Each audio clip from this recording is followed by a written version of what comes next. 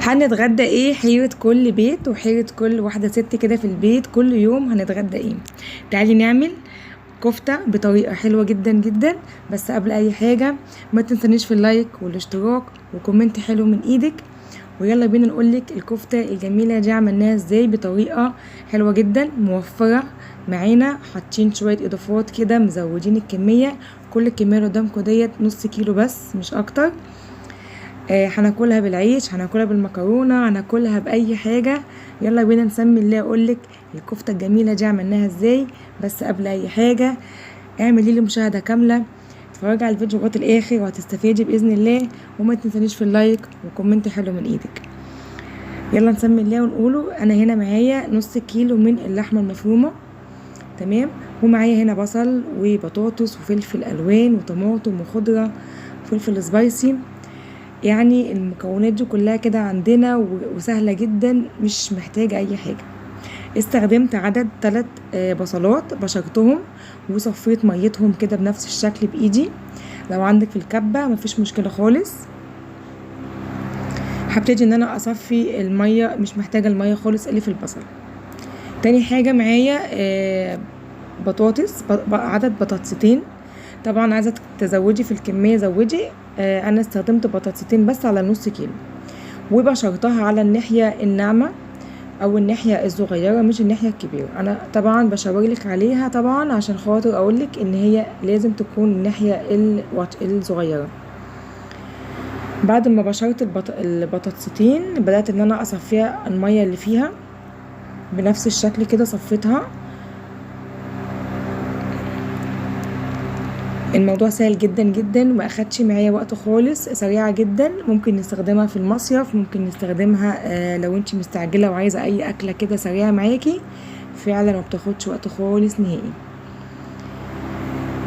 تالت حاجة معايا كده بقدونس. يعني هاتي كده ب2 جنيه بقدونس هنستخدمهم. هقطعهم، هحط نصه في الوصفة بتاعتي والنص الباقي هشيلهم على جنب. فعشان كده بقولك هاتي يعني ب2 جنيه كده بقدونس. استخدمت نص الكمية او نص طبعا الحزمة اللي احنا جبناها، والنص التاني هشيله على جنب محتاجاه اقولك في الاخر هنعمل بايه. بعد كده طبعا اختياري، لو حابة فلفل سبايسي تمام، مش حاباه خالص ممكن تلغيه. بس بيدي طعم حلو جدا جدا جدا للكفتة معانا. استخدمت بس عدد 2 بس من الفلفل الحامي، ما زودتش. اللي باقي الخضار اللي معايا هسيبه على جنب واقولك في الاخر هنعمل بايه. ده كده مقادير الكفته معايا سهله جدا. نزلت بالملح ومعلقه من الكمون، معلقه من بهارات اللحمه، ومعلقه من البابريكا. والبهارات معايا النهارده سهله جدا جدا جدا. وطبعا حطيت فلفل اسمر. بدات اللي انا طبعا الكفته معايا بقى بقعد ادعك فيها كتير جدا جدا بايدي كده، يعني لا اقل عن 10 دقايق او ربع ساعه. اقعدي كده ادعكي فيها لغايه ما يعني ما تبقى مطلعه معاكي خيوط كده بنفس الشكل اللي هوريهولك كده. هي خلاص معايا متماسكه جدا جدا وعلى الاستخدام على طول. بدأت اللي انا اصبحها بايدي بكل سهولة، من غير معلقة، من غير سيخ، من غير شيش طاووق، عصيان شيش طاووق، بايدي كده بنفس الشكل. بصوا بقى الموضوع سهل ازاي، مفهوش اسهل من كده يعني. طبعا هعمل كل كمية عندي بنفس الشكل. بصوا نص كيلو معايا قطع كمية قد ايه. قطع كمية طبعا حلوة جدا جدا وتكفينا وتكفي عيلتنا باذن الله. دي كده الكمية طالعة من نص كيلو. البطاطس والبصل والخضر عامله شغل معانا. قطعت بصل جوليان وطماطم طبعا مكعبات صغيره، وقطعت فلفل الوان اخضر عفوا فلفل احمر واخضر. طبعا اختياري، لو مش حابه ممكن تستغني وتحطي فلفل اخضر بس. نزلت بمعلقتين سمنه ومعلقتين من الزيت.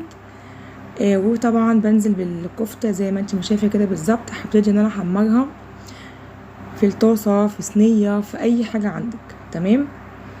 هبتدي ان انا احمرها. بصوا بقى تحسوا اللي هي ايه وانتوا بتحمروها. بتحمري كفته بالرز، بتحسي انت بتحمري كفته عاديه، ريحتها طعمها تحفه. يعني ما تحسيش خالص اللي احنا حاطين فيها بطاطس وفعلا ضحكت على كل اللي اكل مش اخد باله خالص ان هي جواها بطاطس نهائي يعني. حمرتها بنفس الشكل، اخدت لون من تحت ومن فوق بنفس الشكل. هبتدي ان انا اشيلها، ما تتكيش على التحمير، هو كده لونها المظبوط بنفس الشكل.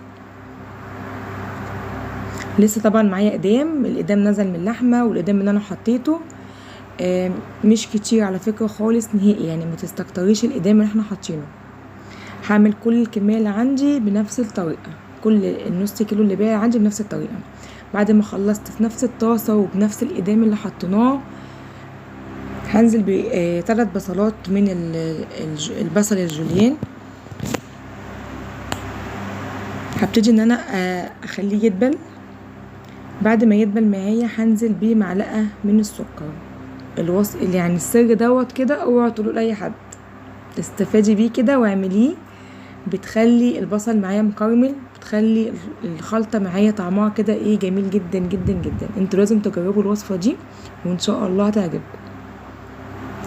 بعد كده خلاص، بعد ما قلبت البصل مع معلقه السكر لغايه ما كرملته شويه، نزلت بالفلفل الالوان. وزي ما اتفقنا لو ما عندكيش فلفل الوان استغني عنه، ممكن تحط فلفل اخضر اللي هو الكوب الكبير بتاعنا. غطيتها لغايه ما دبل شويه. انا في وصفتي مش محتاجه الفلفل يدبل قوي، انا بس محتاجاه يطرى شويه. وسعت كده مكان لنفسي ونزلت بيه فصين من الثوم. تمام. حطيت معلقه سمنه لان الاقدام اللي عندي اتشرب، نزلت بيه معلقه فصين من الثوم. ومش بحمره، انا بس بشوحه شويه مع البصل والفلفل. وبعد كده بنزل بالطماطم اللي احنا حطيناها. طبعا انا حطيت يعني 4-5 طماطمات كده حجم وسط. وبس كده وصفتنا سهله جدا جدا. نزلت بيه معلقتين كده من الملح، وبعد كده نزلت بيه كيسين من الصلصه الخام. لو ما عندك صلصه عاديه كده باقيين من اي حبه طبيخ كده عندك ممكن تحطيهم. تمام. يعني بصوا كل حاجه مسهلينها خالص يعني، متشغليش بالك باي حاجه. نزلت بيه مج كده من الميه. تمام. عايزاها ملوخيه شويه، خليتها تاخد غلوه معايا بنفس الشكل. وبعد كده نزلت بالكفته اللي احنا حمرناها. ودوقوا كده بقى وتعايشوا، وهتدوقوا احلى كفته بطعم جميل جدا جدا جدا. زي ما اتفقنا ممكن تعملوها في مصيف، بتنفع قوي قوي. ممكن تصبعوها وتحطوها في الفريزر وتطلعوا على التحمير على طول، بتبقى بنفس النتيجه. هنا بعد ما حطيتها الميه عندي قليله، نزلت بشويه كده من الميه. تمام. وبس كده سهله جدا جدا جدا. وسعت كده ليها مكان. وطبعا دوقيها بقى وشوفي ملحها برضه في الاخر بعمل ازاي. خليها كده تبقبق كده شويه كده، وغطيها لغايه ما تتشرب في الصوص اللي احنا عملناه. وهو كده دوت الشكل النهائي بتاعها.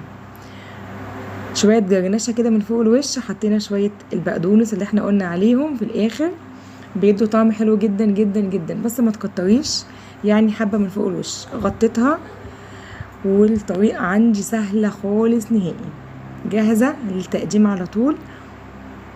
جربوها واوعدكم بجد اللي هي هتعجبكم وهتدمنوها بجد.